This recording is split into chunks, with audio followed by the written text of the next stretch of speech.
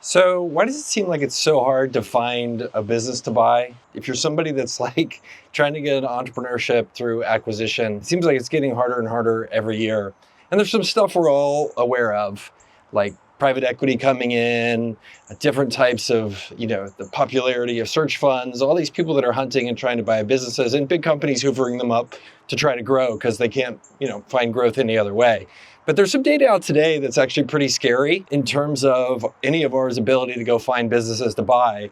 And it has to do actually with not what you think. It's the kids that are the problems. The kids of the owners are the problems here. I'll dig into some of that data here and then tell you how I think you can set yourself aside if you're looking for a business to buy. It's a pretty creative strategy, if I must say so myself. What they found was that the number of kids who are working for their parents at their businesses has doubled since 2018, and it's accelerating. The number of businesses with an adult kid working at them with the same last name as the parent, it went up 13% last year alone. You can kind of guess where this is going, right? The kids came out of college, a lot of them in 2017, 2018, 2019. They're pushing 25, 26, 27 now. The job market absolutely sucks for Gen Z. If you have kids who've recently graduated college, you can tell kind of and feel empathy for the pain I'm talking about here. My number of friends who send me resumes for their pretty smart, capable kids who would have gotten jobs easily in 2021, 2022, they can't get jobs now, even from good schools like University of Texas or Lafayette College, where I went to college. These adult kids, they have baby boomer parents or Gen X parents, and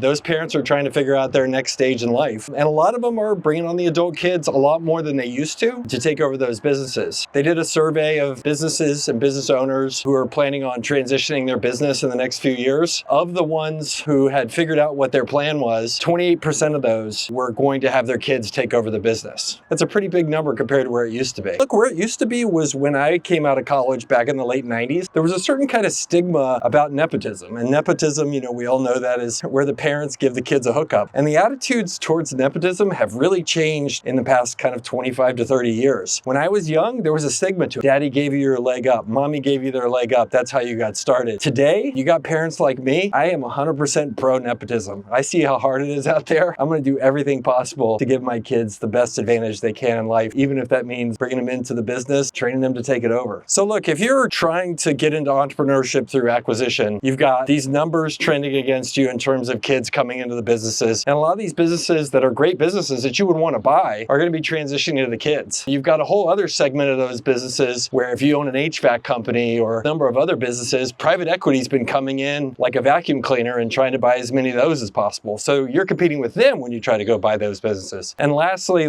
it seems like every college entrepreneurship program is now promoting people trying to buy businesses rather than start them. You can see where this goes. That's a ton of money chasing too few companies for folks like you and me to go purchase. So how do you still make it happen? I mean, if you're going to go buy a business, things have changed over the past 7-8 years. It used to be a lot less competitive when I was out looking at deals and stuff like that. And you could be somebody who was just kind of opportunistic. You could go look and see what kind of deals were out there and potentially pick up something that was reasonably priced. Now, you have trouble getting a seller or a broker to even talk to you unless you have something that sets you apart from the other buyers. So the path around all of this and all this competition still remains the same thing. You have to go pick a niche that you're really going to own as a buyer and become an expert in that thing. You got to go talk to everybody. You got to get up to speed on it, and you got to really become somebody that sellers will say, hey, this person knows not only how to talk to me about my business, but I'm going to have confidence after they buy it, they're going to do a pretty good job. I've had friends who've gone in and just said, I'm going to become the man at HVAC, or I'm going to become the woman at insurance brokerages, or I'm going to become the X for X, and just go in there and really understand that stuff. And I did that when I started to buy software businesses back in the day.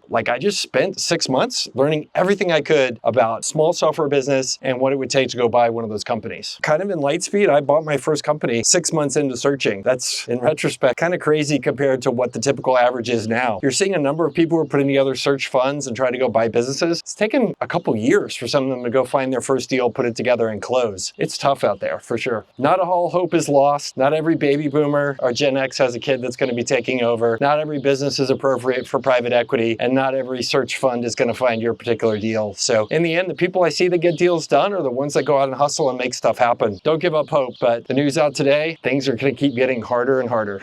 That's all I can promise you, and the trend doesn't appear to stop. Let me know what you think in the comments below. We'll see you next time.